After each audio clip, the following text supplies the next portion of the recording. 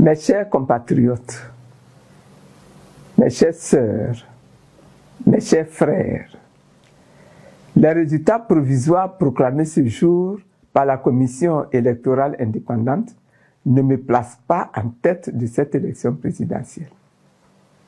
Je prends acte de ces résultats, tout en gardant au plus profond de moi la conviction que le combat que nous avons mené ensemble n'a pas été vain.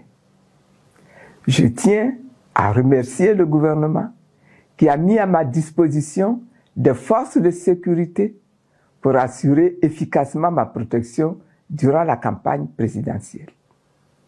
Au-delà des chiffres et des annonces officielles, cette campagne a révélé quelque chose de bien plus profond. La soif de justice, de vérité et de dignité qui habite notre peuple. Ce que les urnes n'ont pas traduit aujourd'hui, l'histoire le retiendra. Le peuple ivoirien aspire au changement. Je tiens à adresser un immense merci à tous ceux qui ont cru en nous. Je vais exprimer ma profonde gratitude aux militantes et aux militants et aux sympathisants du mouvement des générations capables. À nos alliés, le COGEP de Charles Blé Goudé, l'AIRD d'Éric Caillé, Objectif République de Paul Hervé Agoubli, Icône de Yves Mayobo, Pour la Côte d'Ivoire de Viviane Pété, le Sursaut national de Marcelin Kwame, le PSD de Akadje Séraphin, ainsi qu'à toutes les Ivoiriennes et à tous les Ivoiriens qui, malgré les obstacles, malgré la peur, ont eu le courage d'exprimer leur choix. Votre engagement, votre détermination et votre foi ont donné sens à ma candidature et à notre combat collectif pour une Côte d'Ivoire réconciliée, transformée et souveraine. Je suis fier de vous et je vous dis du fond de mon cœur, merci. Les résultats proclamés aujourd'hui ne reflètent pas fidèlement la volonté populaire. Deux grandes causes expliquent la situation que nous observons. Premièrement, nous avons un système électoral inéquitable et verrouillé. Depuis des mois, nous avons réclamé des réformes profondes pour garantir un scrutin inclusif, transparent et crédible.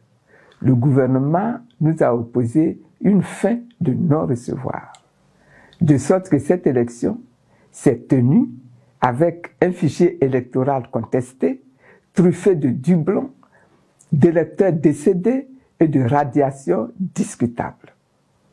Une commission électorale déséquilibrée, où le pouvoir a conservé une influence écrasante.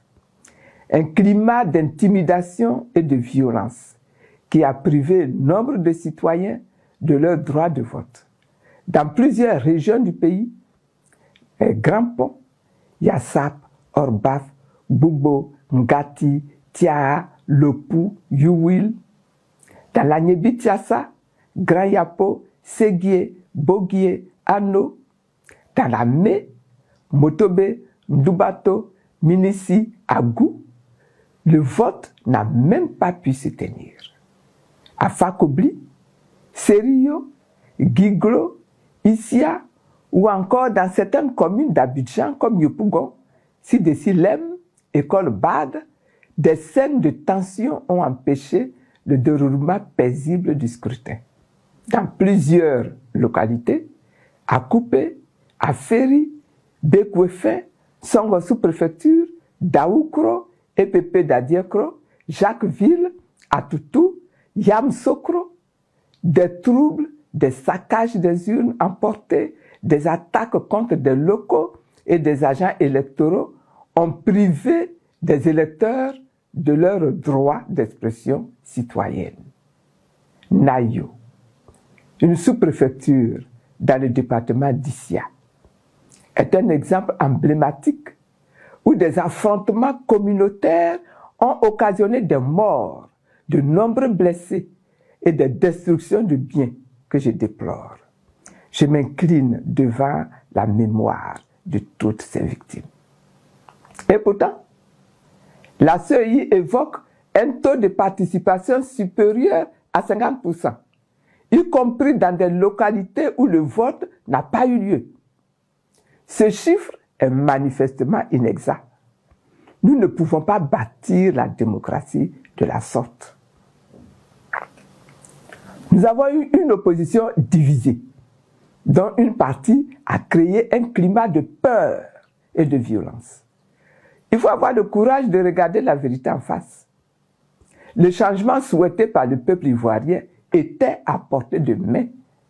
Malheureusement, certains acteurs ont privilégié leur calcul personnel, leur égoïsme et la division au détriment de l'intérêt du pays. Cette fraction de l'opposition s'est employée à créer la peur, la psychose et la violence, décourageant des millions d'Ivoiriens d'aller voter et offrant ainsi sur un plateau d'or à Alassane Ouattara un 4e mandat qu'il prétendait pourtant combattre. Face à cette insécurité organisée, beaucoup de familles ont préféré rester enfermées chez elles plutôt que de risquer leur vie. Oui, nos concitoyens ont choisi la prudence, non par indifférence, mais par peur. Et cette peur, savamment entretenue, a été l'un des instruments les plus puissants de la confiscation du vote populaire. Je condamne avec fermeté ces comportements déloyaux et contraires à l'esprit démocratique. Nous avons connu une élection profondément inégale. Oui, je dénonce également la dérive financière du processus électoral qui crée une inégalité insurmontable entre les candidats.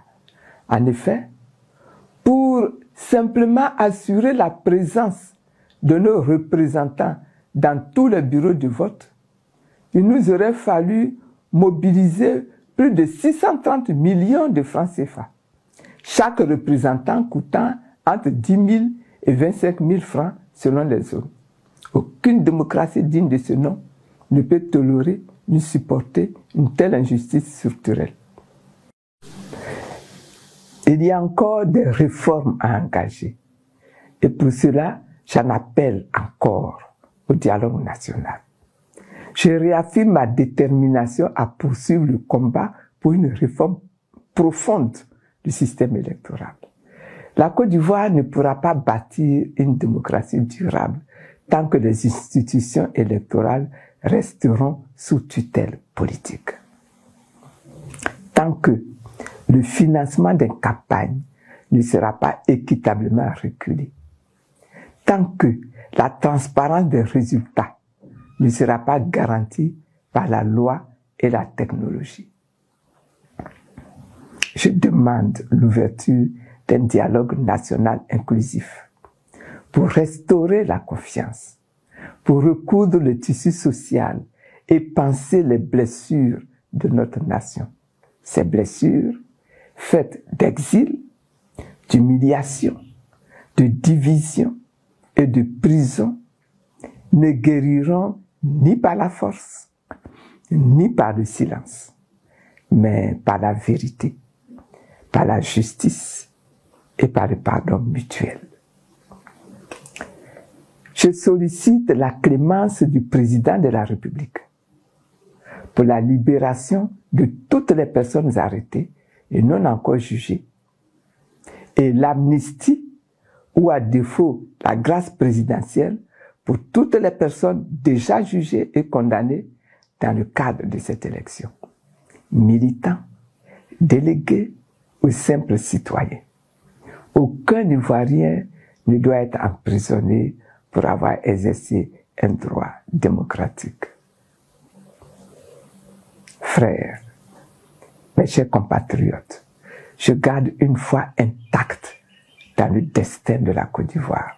C'est pour cela que je tends la main à tous, aux vainqueurs du jour, aux partis politiques, à la société civile, aux jeunes et aux femmes, aux chefs traditionnels et aux religieux.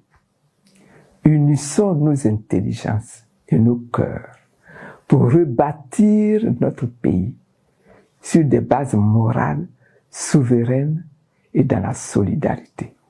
Je l'ai déjà dit et je le répète. Ma vie entière est un engagement pour la liberté, pour la dignité et pour la souveraineté de notre peuple. Je continuerai à me battre avec la même détermination pour l'idéal de société que je porte. Une Côte d'Ivoire réconciliée, totalement transformée, souveraine et fière de son identité africaine. Le chantier continue. Et tant qu'il y aura dans ce pays des hommes et des femmes debout, rien ne sera perdu. Je vous remercie.